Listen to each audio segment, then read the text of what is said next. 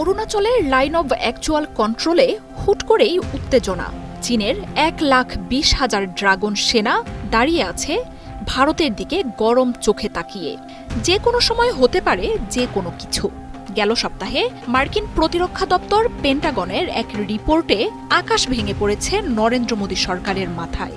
ওই রিপোর্টে মার্কিন গোয়েন্দারা বলছেন, ভারত চীন সীমান্তে শি জিনপিংয়ের এক বিশাল সেনাবহর অবস্থান করছে, রয়েছে উন্নত যুদ্ধাস্ত্র।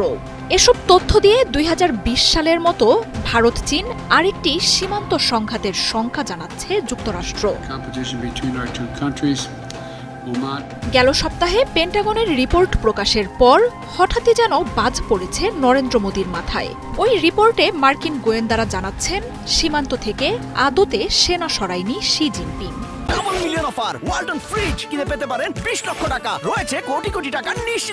মার্কিন কংগ্রেসের হাতে তুলে দেয়া military and security developments involving the People's Republic of China 2024 নামের ওই রিপোর্টে বলা হয়, 2020 সালের সংঘাতের পর লাদাখ সীমান্ত থেকে সরে যাওয়া বা সেনা সংখ্যা কমায়নি চীন।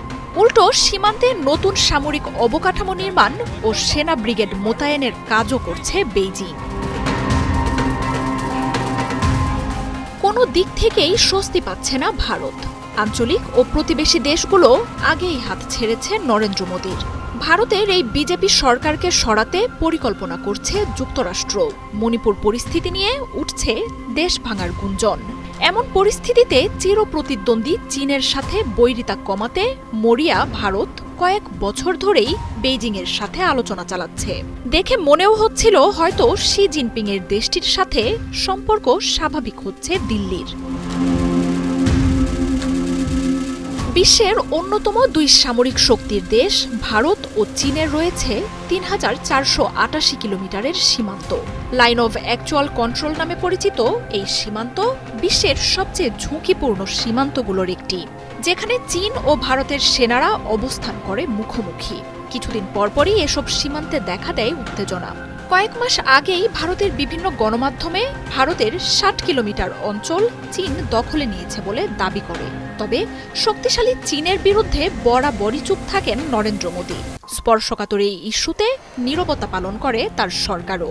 আর এই নিয়ে বিজেপির সরকারের ব্যাপক সমালোচনাও করে বিরোধী দলগুলো। এর আগে 2020 সালে লাদাখের গালওয়ান ভ্যালিতে চীন ভারতের এক রক্তক্ষয়ী সংঘাতে প্রাণ হারান অন্তত 20 ভারতীয় সেনা।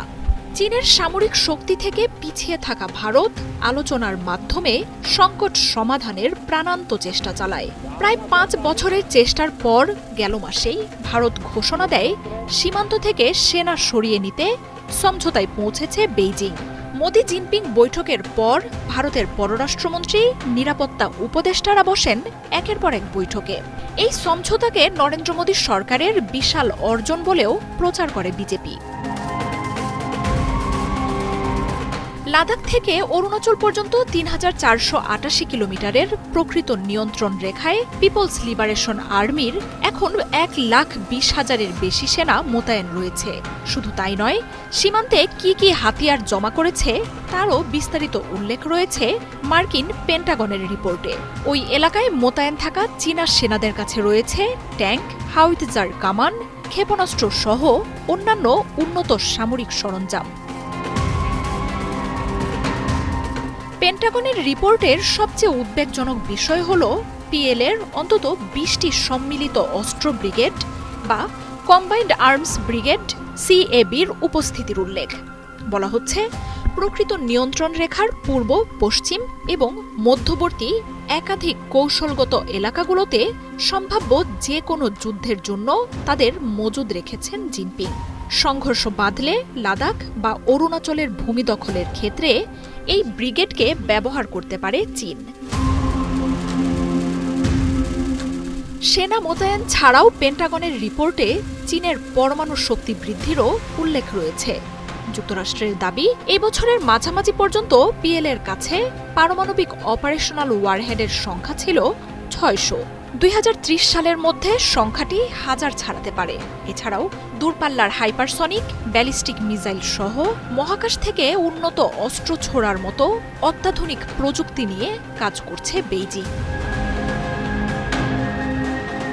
মার্জিয়া উপমা, ৭১।